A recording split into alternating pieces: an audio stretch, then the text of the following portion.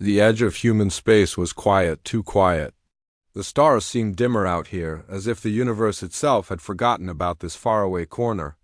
Deathworld 9, a small military outpost orbiting a dying red dwarf star, wasn't much to look at. It was just a collection of gray metal domes bolted onto an asteroid, surrounded by jagged rocks that floated lazily in the void. But it served its purpose, guarding humanity's frontier against anything or anyone that might come knocking. Captain Lewis Hayes sat slumped in his chair on the command deck, staring blankly at the monitor in front of him. His uniform was wrinkled, coffee stains dotted the sleeve, and his eyes were bloodshot from too many hours awake. He hated this post. Nothing ever happened here.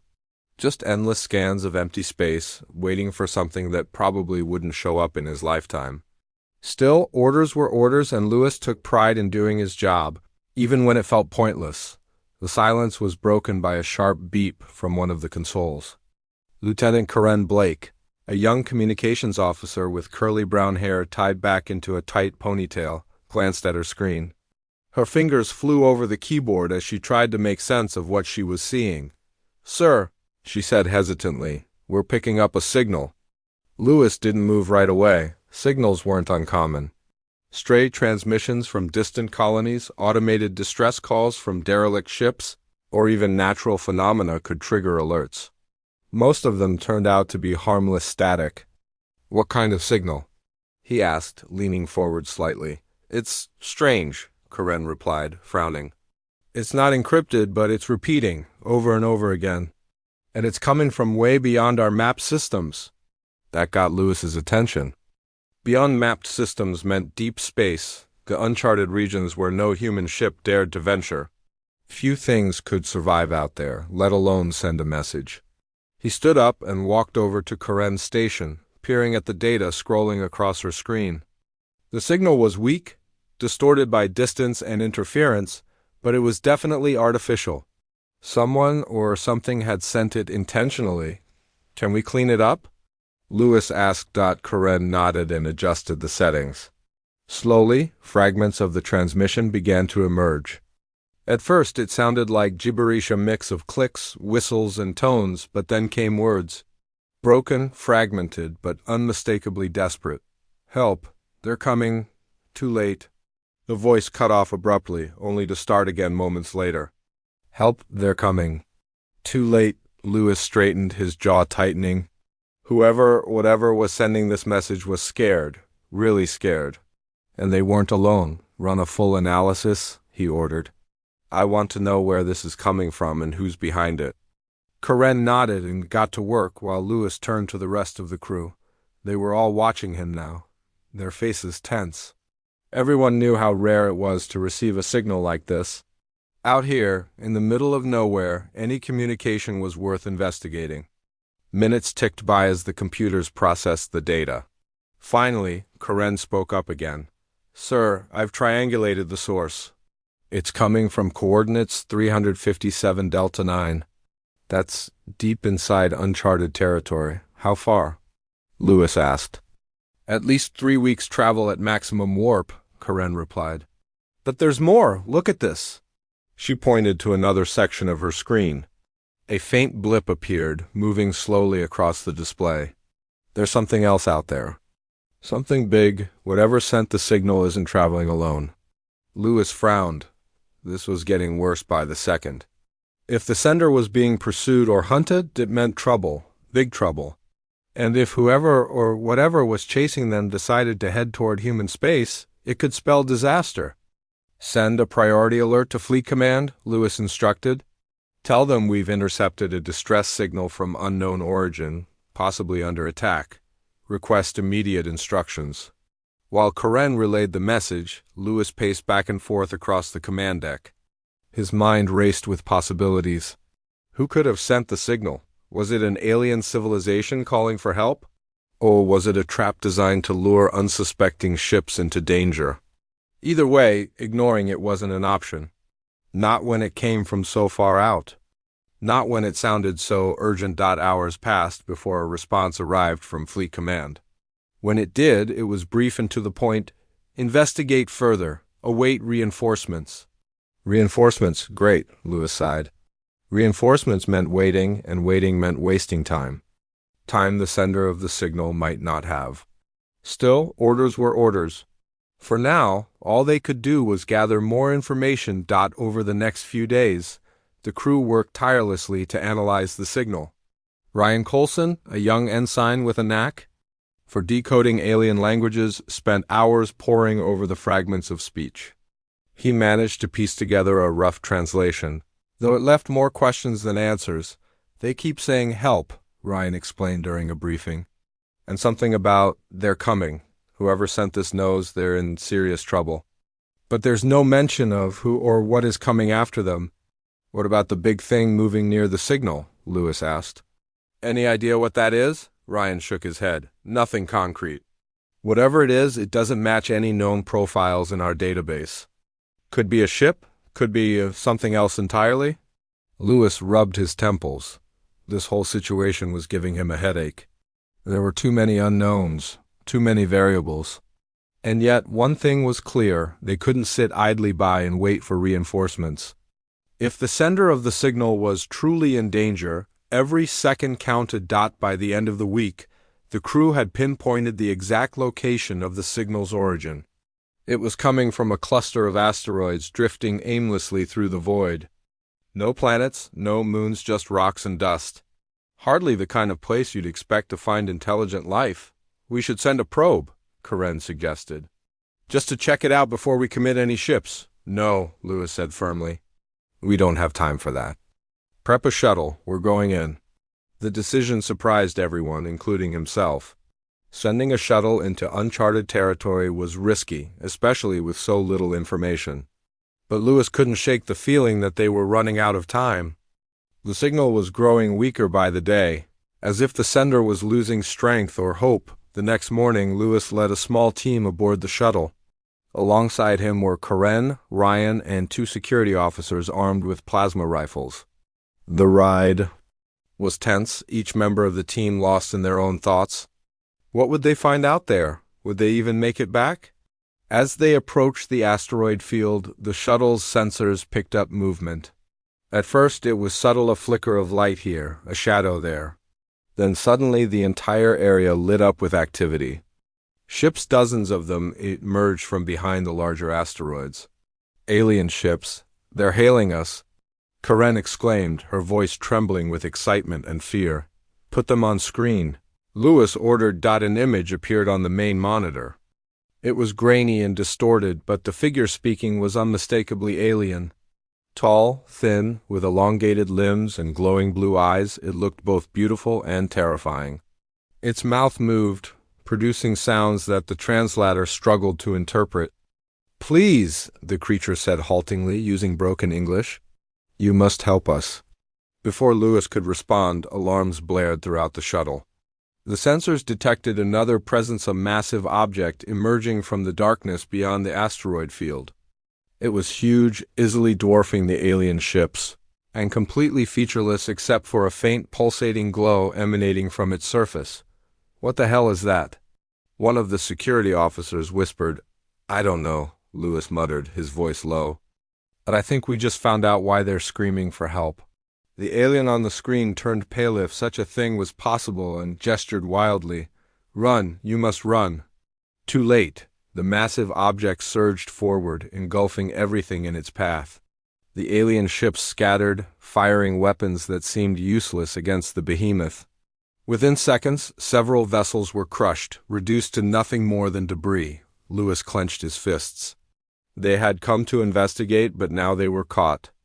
In the middle of something far bigger and far deadlier than anyone had anticipated. Get us out of here, he shouted. The pilot didn't need to be told twice. The shuttle spun around and accelerated, narrowly avoiding a wave of destruction unleashed by the monstrous entity. Behind them, the alien fleet continued to fight, though their efforts were futile. One by one, their ships disappeared, swallowed by the void. Back aboard Deathworld 9, the crew watched in stunned silence as the feed from the shuttle transmitted the horrifying scene. The entity was unstoppable, a force of nature unlike anything humanity had ever encountered. When the shuttle finally docked, Lewis stepped off looking grim. "We need to warn Fleet Command," he said. "Whatever that thing is, it's heading this way, and it's not stopping." For the first time in years, Deathworld 9 wasn't quiet anymore. It buzzed with activity as preparations began for what might very well be the fight of their lives. This concludes part 1 of your story. Let me know if you'd like me to format it into a downloadable document or proceed with writing subsequent parts. The message from Deathworld 9 spread faster than anyone expected. Within hours, every station, colony, and ship across human space received the same urgent transmission. The video showed Captain Lewis Hayes standing stiffly in front of a flickering monitor, his face pale but determined. Behind him, footage of the alien fleet being destroyed played on loop. A massive, glowing entity loomed in the background, pulsing with an eerie light that seemed to swallow everything it touched. "This is not a drill," Lewis said in a calm but firm voice. "We have encountered an unknown threat moving through deep space. It has already wiped out an entire alien fleet. If it continues on its current trajectory, it will reach human territory within weeks. We need reinforcements, we need answers, and we need them now." The transmission ended with a single line flashing across the screen. Asterisk, asterisk, prepare for the worst. Asterisk, asterisk, across the colonies, reactions varied. Some people panicked, flooding emergency channels with calls about evacuation plans. Others dismissed it as another false alarm after all. Humanity had faced threats before and always come out on top. But deep down, everyone felt the same chill. Something about this was different. This wasn't just another skirmish or border dispute. This was something bigger. Something ancient. On Earth, President Marshall Grant called an emergency meeting of the United Terran Council. The council chamber buzzed with tension as representatives argued over what to do next. Some wanted to fortify defenses and wait for the enemy to come to them. Others insisted on launching a preemptive strike while there was still time. In the end, it was Commander Jessica Morrow who silenced the room with a single sentence. "We can't afford to wait," she said, her voice steady but sharp. "If that thing reaches us, we won't stand a chance. Every available ship needs to mobilize. Now." Jessica was known for her no-nonsense attitude and razor-sharp mind. She had spent years coordinating logistics for the fleet, turning chaos into order with terrifying efficiency. When she spoke, people listened. And this time, they didn't argue. Orders went out immediately, activating every ship in the fleet from sleek patrol frigates stationed along trade routes to retired carriers rusting in dry docks. At Titan Station, one of the largest naval bases in human space, Marine Sergeant Carlos Ortiz received the mobilization order early in the morning. He rolled out of bed, grabbed a cup of coffee, and headed straight for the training grounds. By the time he arrived, hundreds of recruits were already lined up, waiting for instructions. Most of them were fresh off civilian life, but Carlos didn't care. There was no time for formalities. They would learn on the job, all right. "Listen up," he barked, pacing back and forth in front of the group. "You signed up to protect humanity, and guess what? That day is today. Forget everything you've heard about drills and simulations. This is real. Out there, you'll be facing something we don't understand, something that doesn't play by our rules. So I'm going to teach you how to survive. Pay attention." For the next 12 hours, Carlos pushed the recruits harder than ever before. He taught them how to fire weapons they'd never seen, how to patch wounds under fire, and how to keep moving even when their legs felt like jelly. By the end of the day, half of them were sprawled on the ground, gasping for air. But they weren't complaining, not yet. They knew what was at stake. Meanwhile, on New California, bustling colony known for its sprawling cities and thriving economy civilian pilot, Dana Wilson watched the news with growing unease. Like most people, she hadn't thought much about the military until now. But seeing images of the alien fleet being torn apart made her blood run cold. She couldn't shake the feeling that sitting on the sidelines wasn't an option. Dana owned a small freighter named the Stellar Horizon, which she used to haul cargo between colonies. It wasn't built for combat, but it was sturdy and fast. After a few minutes of deliberation, she decided to act. Grabbing her toolkit, she headed to the docking bay where her ship was parked. "Hey, Wilson," called out a mechanic named Jake. As she approached, "What are you doing here?" "Thought you were done for the week." "I'm modifying the ship," Dana replied, climbing aboard. "Adding some extra firepower. You want to help?" Jake hesitated for a moment, then shrugged. "Sure, why not?" Over the next 2 days, Dana and Jake worked tirelessly to transform the Stellar Horizon into something resembling a warship. They mounted plasma cannons scavenged from old fighters, reinforced the hull with spare plating, and installed a jury-rigged shield generator. It wasn't pretty, but it would do. When they were finished, the little freighter looked more like a flying tank than a cargo hauler. Word of Dana's efforts spread quickly, inspiring others to follow suit. Across New California, civilians began retrofitting their own ships, turning freighters, shuttles, and even passenger liners into makeshift war vessels. Local authorities tried to discourage them, warning that untrained pilots would only get in the way, but nobody listened. These people weren't soldiers, they were farmers, merchants, and engineers. But they were also human, and they refused to let fear dictate their actions. Back at Fleet Command, Commander Jessica Morrow coordinated the largest deployment in human history. Ships poured in from every corner of space, forming a massive armada that stretched across multiple systems. Dreadnoughts bristling with weapons took position alongside nimble fighters. Supply ships loaded with ammunition and medical supplies formed convoys. Even prison transports joined the effort, offering inmates reduced sentences in exchange for service. It wasn't just ships that answered the call. Entire colonies volunteered en masse, sending workers to build new vessels and repair damaged ones. Factories operated around the clock, churning out weapons and equipment. Children donated their allowances to fund relief efforts. Everyone had a role to play, no matter how small. As the fleet grew, so did public morale. Despite the looming threat, there was a sense of unity that hadn't been seen in decades. People talked about the spirit of humanity as if it were a tangible force, a shared determination to fight back against whatever darkness threatened to consume them. Captain Lewis Hayes returned to Earth briefly to brief President Grant and the Council on his findings. He stood in the same chamber where Jessica had delivered her impassioned speech, projecting images of the alien survivors onto the walls. The creatures' elongated forms and glowing eyes drew murmurs of awe and fear from the assembled leaders. "They call themselves the Veil," Lewis explained. "They're refugees fleeing from, well, we're not sure exactly what. They refer to the entity as the Eater of Stars. From what we can gather, it consumes entire systems, leaving nothing behind. What does it want?" "Us one." Council member Lewis shook his head. "We don't know. Maybe it doesn't want anything. Maybe it's just hungry." The room fell silent. For all their technology and resources, humanity suddenly felt very small, very vulnerable. Despite the grim outlook, President Grant remained resolute. "Then we'll make sure it doesn't get what it wants," he declared. "Commander Morrow, you have full authority to deploy the fleet. Do whatever it takes to stop this thing." With renewed purpose, Jessica set to work finalizing the battle plan.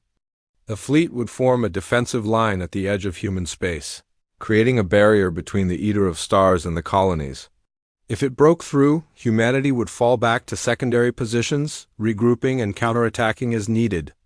It wasn't a perfect strategy, but it was the best they could do with the time they had. As the days passed, the scale of the operation became staggering. Thousands of ships gathered at designated rally points, each one carrying crews eager to defend their homes. Among them was the Stellar Horizon, now part of a ragtag squadron of civilian volunteers led by Dana Wilson. Though officially classified as auxiliary support, these ships played a crucial role in bolstering the fleets. Numbers. On the eve of deployment, Dana sat alone in the cockpit of her ship, staring out at the sea of stars. She had never considered herself brave or particularly patriotic, but now she felt a strange sense of pride. Whatever happened next, she knew she was doing the right thing. Fighting wasn't just for soldiers anymore. It was for everyone. The next morning, the fleet launched. Engines roared to life as ships accelerated toward the outer rim, where the Eater of Stars awaited. For many, it was the longest journey they had ever undertaken. Days turned into weeks as they traveled deeper into uncharted territory, leaving familiar constellations behind. Finally, they reached the designated position, a vast expanse of empty space marking the boundary between human territory and the unknown. The fleet formed ranks, weapons primed and shields active.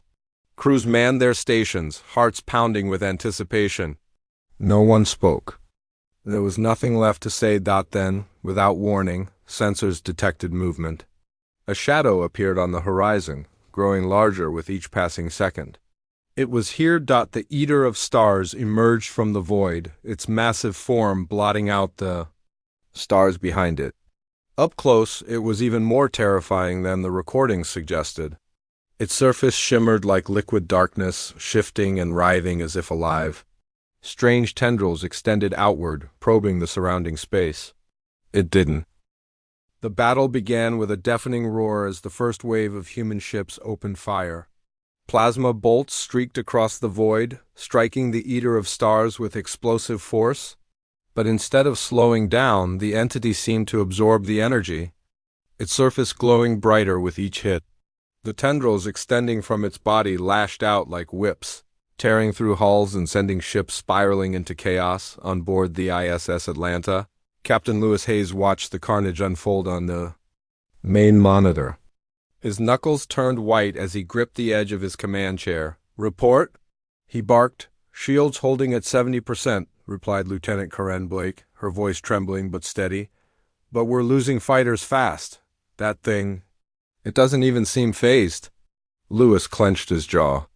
He had seen battles before, bloody, brutal fights where lives were lost and ships destroyed, but this was different. This wasn't just an enemy, it was a nightmare made real. Nothing they threw at it seemed to work. Every weapon, every tactic, failed to slow it down. "Keep firing," Lewis ordered. "Focus all firepower on its center mass. Maybe we can overload it." The crew scrambled to follow his instructions, redirecting power to the ship's main cannons. Across the fleet, other captains gave similar orders, coordinating their attacks in hopes of overwhelming the entity.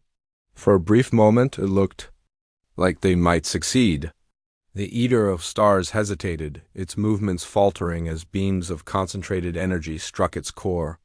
Then, with a violent pulse, it unleashed a shock wave that rippled outward, disabling dozens of ships in an instant. Damage. "Report," Lewis shouted, bracing himself as the Atlanta shuddered under the impact. "Multiple systems offline," Karen replied, her fingers flying over the console. "Engines are down to 50%. Shield generators are barely holding." Lewis cursed under his breath. They couldn't keep this up much longer. If the fleet didn't find a weakness soon, they'd be wiped out. Elsewhere in the formation, Dana Wilson piloted the stellar horizon through the chaos, dodging debris and enemy tendrils with practiced skill. Her makeshift warship wasn't designed for combat, but she had learned to make do with what she had. Plasma cannons mounted on the hull fired repeatedly, though their shots did little more than annoy the massive entity. "Dana, we're taking heavy fire," yelled Jake, who had volunteered to man the turrets. "Shields are dropping, I know," Dana snapped, weaving the ship through another wave of destruction. "Just hold on. We'll get through this." She spotted an opening, a gap between two tendrils, and accelerated toward it, hoping to slip past the entity's defenses.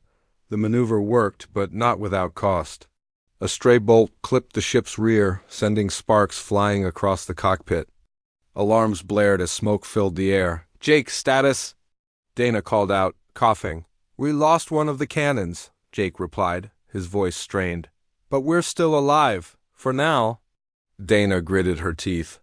She knew they couldn't keep running forever.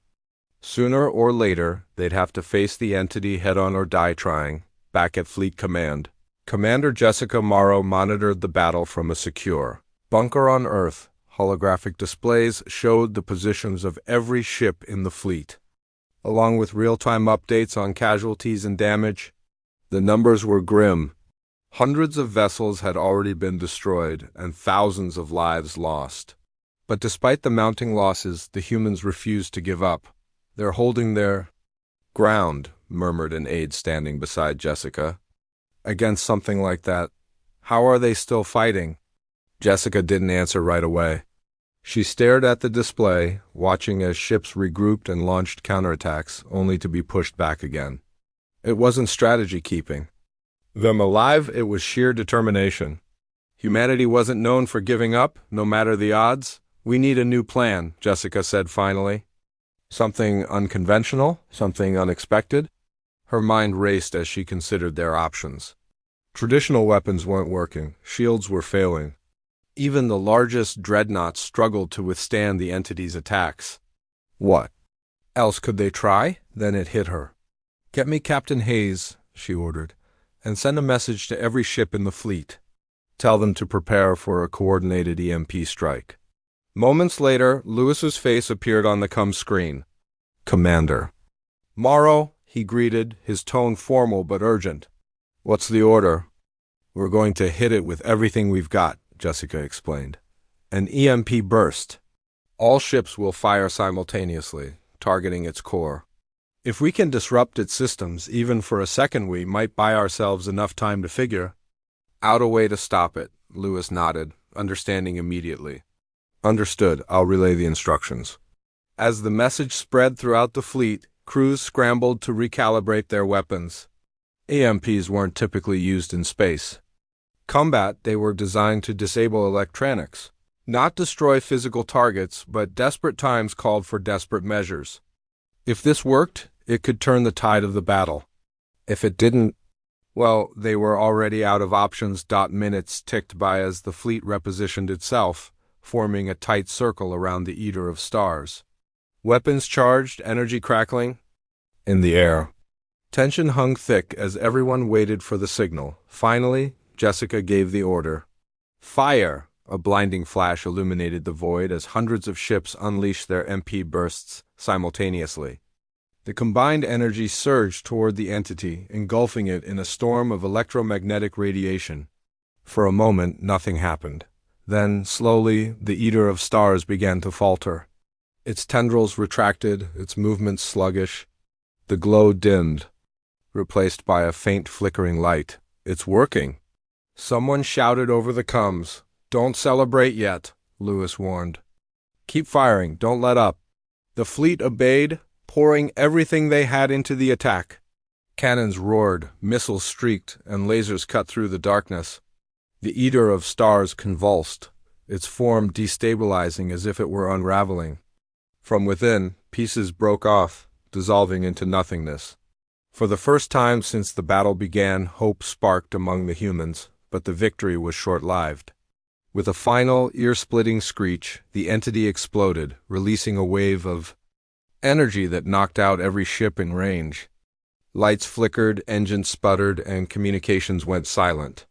The void was eerily quiet once more. On board the Atlanta, Lewis stumbled to his feet, clutching his side. The blast had thrown him against the wall, leaving him bruised and battered. Around him, the crew groaned as they recovered from the shockwave. "Status?" he demanded, limping toward the command console. "Minimal damage," Karen reported, her voice shaky but relieved. "We're alive, barely." Lewis exhaled sharply. "Check the rest of the fleet. See who's still operational." It took hours to assess the situation. Many ships had been disabled, their systems fried by the imp. Others had been destroyed outright. But miraculously, most of the fleet remained intact. Repairs were underway, and morale, though shaken, remained high. Among the survivors was the Stellar Horizon. Dana patched the hull breach with duct tape and spare parts while Jake worked tirelessly to restore power to the weapon systems. When they finally regained contact with the fleet, they received a message from Captain Hayes. "Good job, Wilson," Lewis said over the comms. "You held your own out there." Dana smiled faintly, exhaustion etched on her face. "Just doing my part, Captain." As the fleet regrouped, questions lingered. Had they truly defeated the Eater of Stars? Or merely delayed the inevitable? Scans of the area revealed no trace of the entity, but no one trusted the silence. They had seen what it was capable of. It might return stronger, angrier, and more determined than ever. President Grant addressed the surviving crews in a live broadcast, thanking them for their bravery and sacrifice. Today, humanity proved once again that we will not be extinguished, he declared. We will rebuild, we will prepare. And if that thing comes back, we will be ready. But behind closed doors, leaders debated their next move. Reinforcements were called in from distant colonies. Scientists studied fragments of data collected during the battle, searching for clues about the entity's origin. Diplomats reached out to alien species, offering alliances in exchange for information. Humanity couldn't face this threat alone, not again. For now, the immediate danger had passed. But everyone knew the fight was far from over. Somewhere in the vastness of space, the Eater of Stars, or whatever remained of it, was regenerating. And when it returned, humanity would need more than courage to survive. The aftermath of the battle left the fleet battered but alive. Ships drifted in silence, their hulls scorched and systems offline. Crews worked tirelessly to repair the damage, patching leaks, rerouting power, and salvaging what they could from the wreckage. The void was eerily quiet now, the only sounds coming from the hum of tools and the occasional crackle of static over broken coms. Despite the destruction, there was a sense of pride among the survivors. They had faced something unimaginable and lived to tell the tale. On board the ISS Atlanta, Captain Lewis Hayes stood on the bridge, staring out at the stars. His uniform was torn, his face streaked with soot, but his eyes burned with determination. The EMP strike had worked for now, but he knew it wasn't a permanent solution. Whatever the Eater of Stars was, it wasn't gone. He could feel it. In his gut, "Sir," Lieutenant Karen Blake said softly, breaking the silence, "we've received confirmation from Fleet Command. All surviving ships are accounted for. Casualties are high." Lewis nodded grimly. He didn't need numbers to know how bad it was. The void around them was littered with debris pieces of ships, suits, lives. Every loss weighed heavily on him, but there was no time to grieve. "Not yet. Send a message to Commander Morrow," he ordered. "Tell her we need reinforcements and supplies. We can't stay here forever." Karen hesitated before replying. "Sir, she already knows. She's sending everything she can, but it'll take time. Days, maybe weeks." Lewis clenched his jaw. Time was a luxury they didn't have? If the entity returned, they wouldn't survive another encounter not like this. Still, orders were orders. For now, all they could do was wait and prepare. Meanwhile, on board the Stellar Horizon, Dana Wilson sat slumped in the pilot's seat, her hands trembling as she sipped a lukewarm cup of coffee. The battle had taken its toll on her ship and her crew. Jake was still working on restoring full power to the engines, while other volunteers patched up the hull with whatever materials they could scavenge. Despite the chaos, Dana felt a strange sense of calm. They had survived. "That was something. You did good out there," Jake said, climbing into the co-pilot's seat. His face was smudged with grease, but he wore a tired smile. "Hell, we all did," Dana shrugged. "Doesn't feel like enough? Look at us." Barely holding together, Jake chuckled. "Yeah, well, that's humanity for you. Always hanging on by a thread, but never letting go." Dana couldn't help but laugh. Jake had a way of making even the worst situations seem bearable. Still, she knew they couldn't rely on luck forever. If they wanted to stand a chance against the Eater of Stars or whatever else might come their way, they needed better weapons, better defenses, and a lot more training. Back on Earth, Commander Jessica Morrow coordinated the relief effort from her command center. Screens lined the walls, displaying real-time updates from the fleet, supply routes, and casualty reports. Her expression was unreadable, but inside she was seething. Humanity had faced countless threats before, but nothing like this. This wasn't just an enemy, it was an extinction event waiting to happen. "We need answers," she muttered, pacing back and forth, "not just weapons, knowledge, understanding."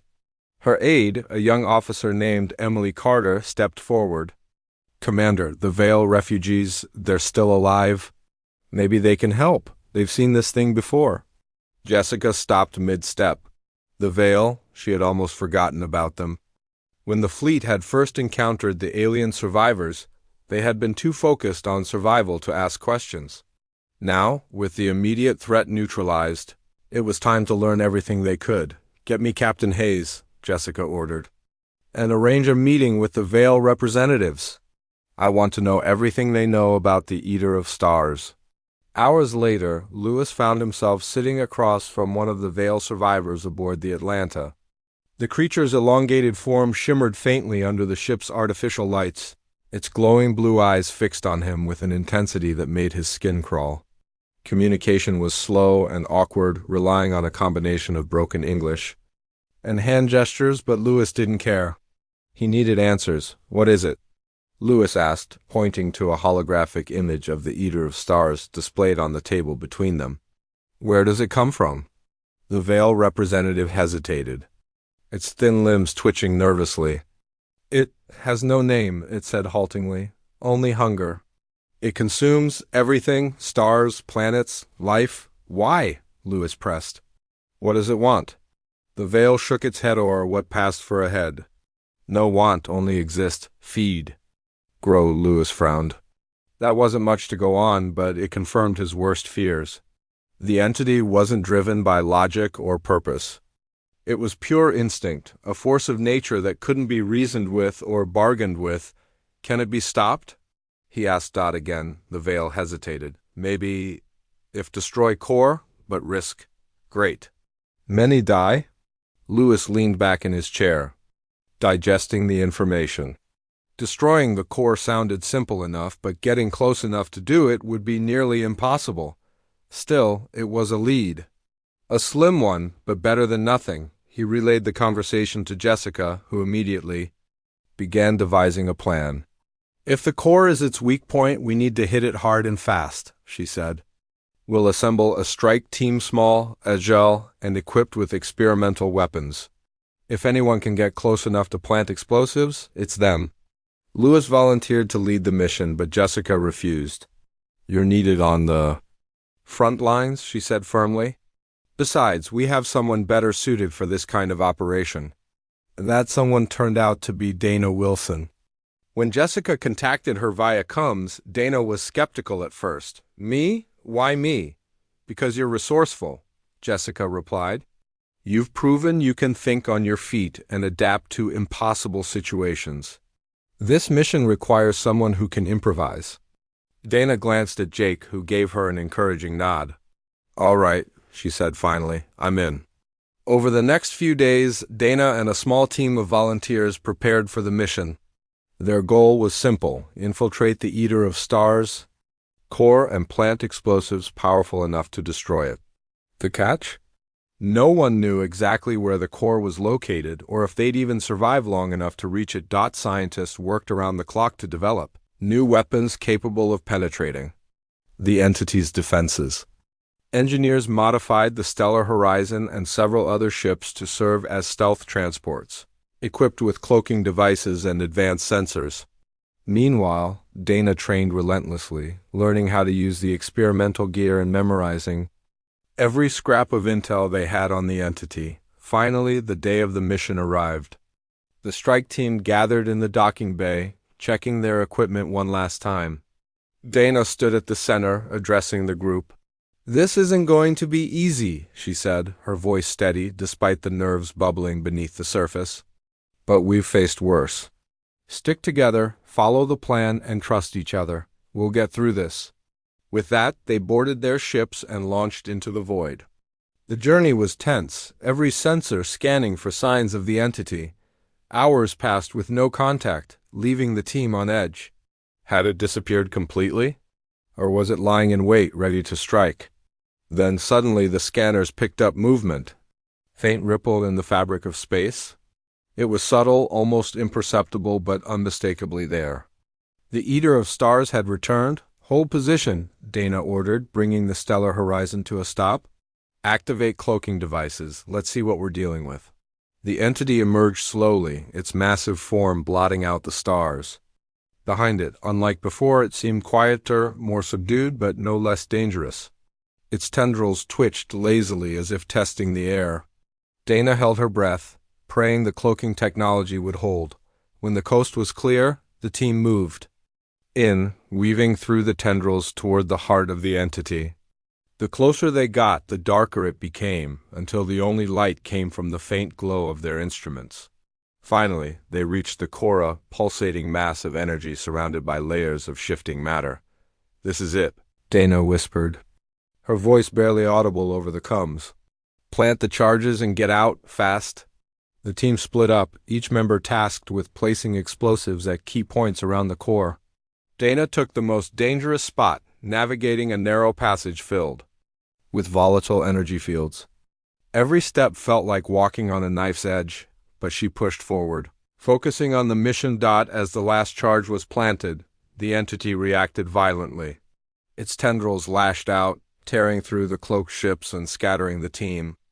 Panic erupted over the coms as everyone scrambled to regroup. "Fall back!" Dana shouted, dodging a tendril as it smashed into the wall beside her. Now, the retreat was chaotic, ships firing blindly to cover their escape. The Asterisk Stellar? Horizon Asterisk limped toward the exit, its shields flickering dangerously low. Just as they cleared the entity's grasp, the charges detonated, unleashing a blinding explosion that lit up the void. For a moment, everything went silent. Then slowly the entity began to collapse, its form dissolving into nothingness. Cheers erupted across the fleet as the threat vanished, but the celebration was short-lived. Scans revealed residual energy signatures lingering in the area, hinting at the possibility of regeneration. "We did it," Dana said quietly, slumping into her seat. "For now." Lewis Watt. The explosion that destroyed the Eater of Stars' core left the fleet shaken but alive. Ships drifted in silence, their crews staring at the void where the massive entity had once been. For a moment, it felt like victory. The threat was gone, or so they thought. But deep down, everyone knew the battle wasn't truly over. The scans showed lingering energy signatures, flickering like embers after a fire. Whatever the Eater of Stars was, it wasn't dead. Not completely. On board the ISS Atlanta, Captain Lewis Hayes stood on the bridge, watching the monitors as scientists analyzed the data. His face was grim, his body stiff with tension. "Report," he said, his voice low but firm. "Residual?" "Energy readings are dropping," Lieutenant Corinne Blake replied, her fingers flying over the console. But sir, there's something else." "Fragments of the entity are still active. They're spreading," Lewis frowned. "Spreading?" "Where?" Corinne hesitated before answering. "Everywhere." "Toward nearby systems? Toward human space?" The room went silent. Everyone understood what that meant. The Eater of Stars wasn't just one thing, it was a swarm. Destroying its core had weakened it, but now its pieces were scattering, multiplying, and regenerating. Humanity had bought time, but not peace. "We need to warn Fleet Command," Lewis said finally, "and prepare for round 2. Meanwhile, aboard the Stellar Horizon, Dana Wilson sat in the cockpit, staring out at the empty void. Her hands rested limply on the controls, her mind replaying the mission over and over again. She had done her part, planted the explosives, led the strike team, but the cost weighed heavily on her. Too many lives lost, too much destruction, and for what? A temporary fix? Jake interrupted her thoughts, climbing into the co-pilot's seat. "You okay?" he asked softly. Dana shrugged. "I don't know, we stopped it for now." "But what happens next?" Jake didn't have an answer. Instead, he reached over and patted her shoulder. "We'll figure it out, together." Back on Earth, Commander Jessica Morrow received the news with a mix of frustration and determination. The fleet had succeeded in neutralizing the immediate threat, but the bigger picture was bleak. The Eater of Stars wasn't just a single monster, it was a plague. A force of nature that couldn't be contained or reasoned with. She called an emergency meeting with President Grant and the United Terran Council. The chamber buzzed with tension as representatives debated their options. Some argued for a full retreat, pulling humanity back to fortified positions and abandoning the outer colonies. Others insisted on launching a counteroffensive, hunting down the fragments before they could grow stronger. Jessica listened silently, letting the arguments play out. When the room finally quieted, she stepped forward. "Retreating isn't an option," she said firmly. "If we pull back, those fragments will overrun us anyway. Our best chance is to take the fight to them. Hit them hard, hit them fast, and—" "Don't let up," President Grant nodded, his expression resolute. "Then we'll mobilize everything we've got? Every ship, every soldier, every resource. This isn't just about survival anymore, it's about protecting our future." Orders went out immediately, calling every available vessel back into action. Factories worked around the clock to produce new weapons and supplies. Colonies banded together, pooling resources and volunteers. Even civilians who had never held a weapon before stepped up, determined to defend their homes. As the fleet regrouped, Lewis took command of a new task force dedicated to tracking down the fragments. Their mission was clear: locate each piece of the Eater of Stars, destroy it, and prevent it from regenerating. It wouldn't be easy. The fragments were small, fast, and nearly invisible, but they had no choice. The first target was a cluster of asteroids near the edge of human space. Scans revealed faint traces of energy emanating from the rocks, suggesting the presence of a fragment. Lewis led the attack, coordinating with fighter squadrons and missile frigates to bombard the area. The operation was brutal, with ships taking heavy damage as tendrils lashed out from hidden crevices. But in the end they succeeded. The fragment disintegrated under the relentless assault. Word of their success spread quickly, boosting morale across the fleet. Other captains began launching similar missions, targeting fragments wherever they appeared. Each victory brought hope but also caution. The more they fought, the more they realized how widespread the problem was. The Eater of Stars wasn't just a single entity anymore. It was everywhere. Among the volunteers was Dana Wilson, whose experience with the strike team made her invaluable. She joined a squadron tasked with hunting down fragments in uncharted territory, piloting the Asterisk Stellar Horizon Asterisk through treacherous asteroid fields and nebulae. The work was dangerous, exhausting, and often thankless, but she didn't complain. Someone had to do it. One mission took her deeper into space than ever before. The fragment they were tracking had burrowed into the heart of a dying star, using its energy to grow stronger. Reaching it would require navigating a deadly field of radiation and plasma storms, a suicide run by any standard. "You don't have to do this," Jake said as they prepared for the jump. "We can wait for reinforcements." Dana shook her head. "If we wait, it'll grow too strong to stop. Besides, I didn't come this far to quit now." With that, she launched the Stellar Horizon into the storm, dodging bursts of solar flares and streams of molten debris. The heat was unbearable, the ship's shields flickering dangerously low. But Dana pushed forward, focusing on the mission. When they finally reached the fragment, it was larger than expected, its tendrils writhing like snakes. Dana unleashed everything. The Stellar Horizon had plasma cannons, missiles, even the experimental EMP generator. The battle was chaotic, the ship rocking violently as explosions lit up the void. But in the end, Dana emerged victorious. The fragment collapsed, its energy dissipating into nothingness. Back aboard the Atlanta, Lewis watched the reports come in, his pride tempered by exhaustion. They were winning battles, yes, but at what cost? Every victory came at the expense of lives, ships, and resources. How long could they keep this up? Despite the challenges, humanity refused to give up. Across the colonies, people rallied together, inspired by stories of courage and sacrifice. Farmers turned their fields into landing pads for damaged ships. Engineers built new vessels from scrap metal and spare parts. Teachers trained students in basic combat techniques, preparing them for the front lines. Even the aliens humanity had once feared or distrusted offered help. The Veil survivors shared knowledge about the Eater of Stars, revealing ancient legends that hinted at its origins. Other species sent ships and supplies, forming uneasy alliances in the face of a common enemy. Slowly but surely, the tide began to turn. The fragments grew weaker, their energy fading as humanity pushed back harder and harder. The fleet adapted, learning how to anticipate the entity's movements and exploit its weaknesses. New technologies emerged, designed specifically to combat the Eater of Stars. Humanity was fighting smarter and fiercer than ever before. Finally, after months of relentless effort, the last fragment was destroyed. The void fell silent once more, the stars shining brightly against the darkness. The Eater of Stars was gone for good. On board the Atlanta, Lewis stood on the bridge, staring out at the peaceful expanse. His crew gathered around him, their faces weary but triumphant. "We did it," he said quietly. "Against all odds, we survived." The same sentiment echoed across the fleet.